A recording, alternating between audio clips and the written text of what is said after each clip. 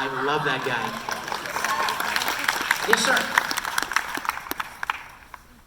Hello. My voice is awful. No, it's not. It's beautiful. Will you say something for me? Get up really close to the mic. Come with me. Come with me. In a world of pure imagination. I feel really I know, that's what I was going for. Okay, get up really close. See how, look at my mouth. Look how close my mouth is to the mic. Come up really close, and I want you to say something for me, Will. Everybody's gonna share this. No. Don't touch it. Just get close. Just get close. Hello. Getting better. A little closer. Hello. Okay, now I want you to say something very quietly. You ready? Yeah. This is people are gonna love this. You ready? Yeah. I want you to say, "Welcome to the host club." Wait, here it comes. Welcome to the host club. You are a superstar! Up high. Yeah, man. See, wasn't that fun? They love you. And now, you're a host. Long live the poor. Okay, what's your question? It's kind of an A and B kind of question. Okay, well, let's start with A. All right. How long can you hold your breath? Oh my God! I just said that out loud and it sounds so awful. No, it sounds great.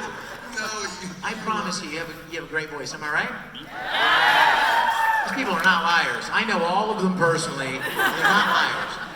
How long can I hold my breath? All right. Not long enough. I can promise you that. That made me feel really good. I'm glad, because you can hold Gerald a long time, right? You know what? When I was doing the Broly stuff, and he's got to yell for like 6 seconds, you can't do it. I can't do it. I mean, I'll scream bloody murder, and I'll just peter out after about 4 seconds. And the director's like, "Hey, dude, you got to go longer than that." So I can't. That's all I got. But yeah, I don't hold my breath very well. All right. What's your B question? I wanted you to yell Kakarot as loud Yeah, see, that's what I was afraid of. I want you to yell Kakarot as loud as you can. Can you do it? Kakarot!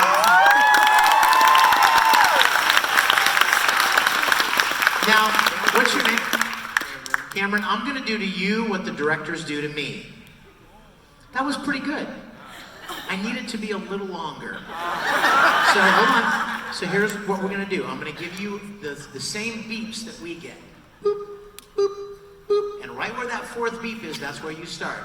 And I want you to build it. I want you to start small and build up to the final syllable, Kakarot, and hold it. 3 seconds. Ready?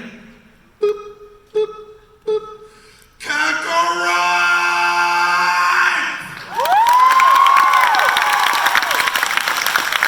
You're hired. You will be my stunt Broly.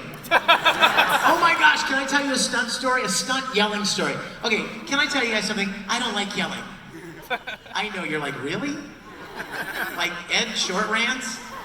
Broly, Kakarot, you don't like yelling? No, I really don't. I prefer not to. But characters sometimes necessitate it, right? So, years ago, did anyone ever see the Iron Man anime? Yeah! See it? Iron Man anime? Did you see it, Cameron? I heard of an Avengers anime. Okay, there was an Iron Man anime. It's amazing, watch it. Did you like it? Okay, here's my story. Now remember, in the back of your mind, Vic hates yelling. Vic hates yelling. So I auditioned for this Iron Man anime. And I was this close to getting cast as Tony Stark. Until an actual celebrity decided he wanted to play Tony Stark. It was some guy from like Heroes or Supernatural. It was one of the shows that was on at the time, and it was really big and popular. And so the producers are like, well, let's get that guy, you know, because he's famous. And who's this guy? So they brought this guy in to play Tony Stark. Okay? So Cameron, weeks later, they cast me to play this bad guy in the Iron Man series. So I'm in this scene with Tony Stark. And the celebrity guy who actually voiced Tony Stark, he had already recorded, so I could hear his voice, right? He'd already recorded his part. So I could hear him, and then I would answer him like I was having a conversation with him. At one point in the recording session, Cameron, the guy playing Tony Stark, you hear him, they play his line, and I'm supposed to respond with my line. But just for the fun of it, I don't know what got into me, but just for the fun of it, I repeated his line. Exactly like he did it, like I tried to imitate him. And this is what I saw when I looked over into there's a glass window here, right?